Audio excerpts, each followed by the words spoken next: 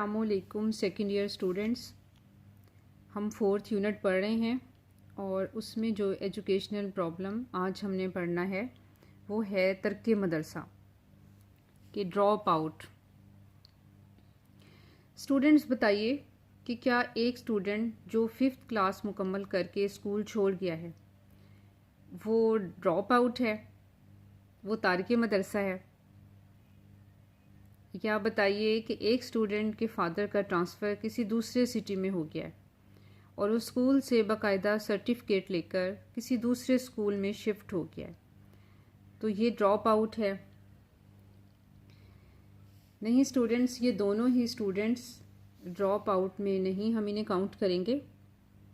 Drop out की definition मैं आपको समझाती हूँ। तालीम मुकम्मल करने पर हर फ़र्द स्कूल छोड़ ही देता है। इस अंदाज से स्कूल छोड़ने को तर्के मदरसा नहीं कहा जाता। बाज़ बच्चे कुछ और रीज़न्स की बिना पर स्कूल से बाकायदा सर्टिफिकेट लेकर छोड़ते हैं ताकि किसी दूसरे स्कूल में दाखिला ले सकें या किसी दूसरे सिटी में जा सकें।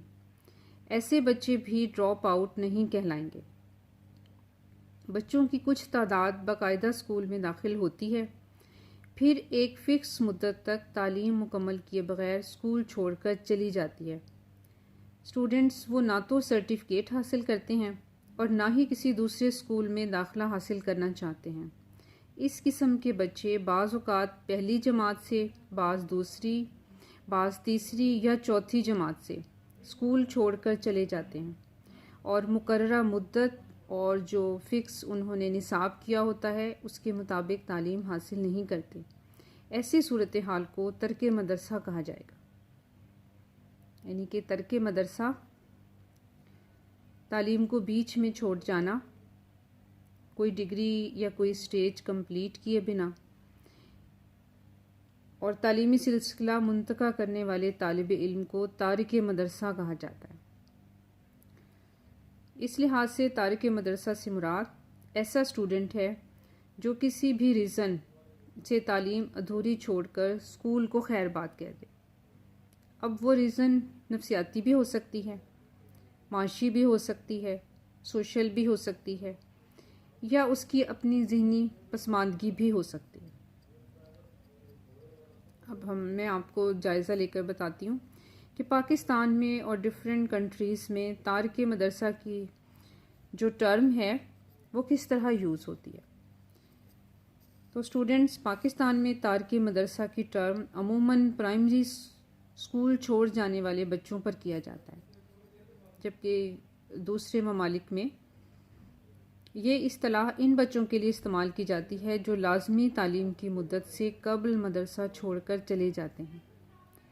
और अमेरिका का मैं आपको बताती हूँ, अमेरिका में ये इस्तिलाह सानवी तालीम यानी 12वीं दर्जे तक तालीम मुकम्मल किए बग़ैर स्कूल छोड़ जाने वाले बच्चों के लिए इस्तेमाल की जाती है।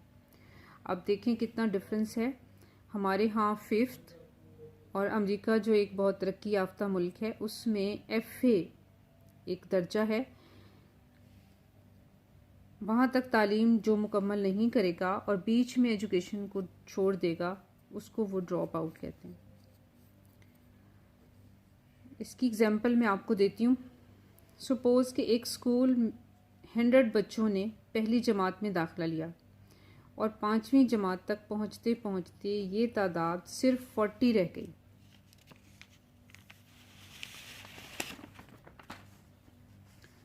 इसके अलावा मुख्तलिफ़ जमातों में फ़ेल होने वाले बच्चों की तादाद 15 थी और 10 बच्चे सर्टिफिकेट लेकर चले गए।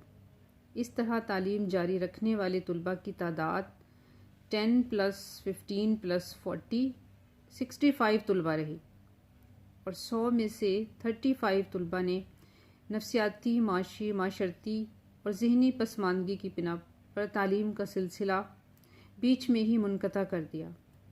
लिहाजा पहली जमात में दाखिल होने वाले 100 बच्चों में से 35% बच्चे तारिके मदरसा कहलाएंगे। अब आपको समझ आ गया होगा कि तारिके मदरसा किन स्टूडेंट्स को कहते हैं। स्टूडेंट्स किसी एक जमात या किसी एक सत्ता तालीम मुकम्मल किए बगैर स्कूल छोड़ जाने के लिहाज से पाकिस्तान इन ममालिक में शामिल है जहाँ तर्क मदरसा की शरह बहुत ज़्यादा है। दूसरे ममालिक की निस्बत ये परसेंटेज हमारे मुल्क में ज़्यादा है। और अगर इस पर अदाद शुमार या डाटे का जायज़ा लिया जाए तो समझ आता है कि कौमी तालीमी पॉलिसी और एक्शन प्लान में बयान करदा डाटे के अकॉर्डिंग इस वक्त पाकिस्तान में ये शरह 50% है। यानी पहली जमात में दाखिल होने वाले तुलबा की तादाद में से 50% जब स्टूडेंट्स 5th जमात तक तालीम मुकम्मल करने से पहले ही स्कूल छोड़ जाते हैं। और हमारे यहाँ मयार तालीम गिरने की ये एक बड़ी वजह भी है। अगर 1972 में बयान की गई एक रिसर्च के मुताबिक 36.7% स्कूल छोड़कर चले जाते हैं स्टूडेंट्स, और इसी तरह एक और आपके सिलेबस में डेटा दिया हुआ है कि 1935 में प्लानिंग एंड मैनेजमेंट की एक रिसर्च के मुताबिक ये परसेंटेज 41% से 43% तक है। इस रिसर्च के अकॉर्डिंग सबसे ज़्यादा तुलबा पहली जमात ही में स्कूल छोड़ जाते हैं, और ये परसेंटेज स्टूडेंट्स दही इलाकों में ज़्यादा है, शहरी इलाकों में थोड़ी कम है। अब इसकी जो रीज़न्स हैं उनका जायज़ा हम कल के लेक्चर में लेंगे।